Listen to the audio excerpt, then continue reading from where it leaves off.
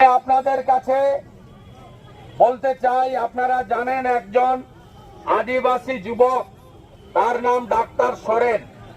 আমরা CCTV footage প্রকাশ করেছি। তাকে মমতা ব্যানার্জির এক্সাইজ পুলিশ তুলে নিয়ে যায় এবং তাকে লকআপে মারধর করে তাকে খুন করা হয়। এবং এই ডাক্তার সোরেনের মৃত্যুর প্রতিবাদে আমরা তার দেহ নিয়ে প্রথম প্রতিবাদ করি।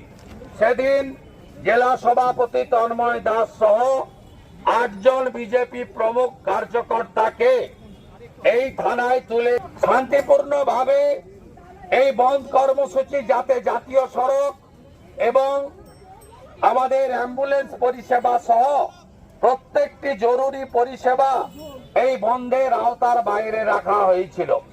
বন্ধের প্রচারকালীন তার আগের দিন আমাদের তন্ময় জেলা সভাপতি সহ 13 জন কার্যকর্তাকে তাদেরকে থানায় তুলে নিয়ে যায় এই ধৃতিমান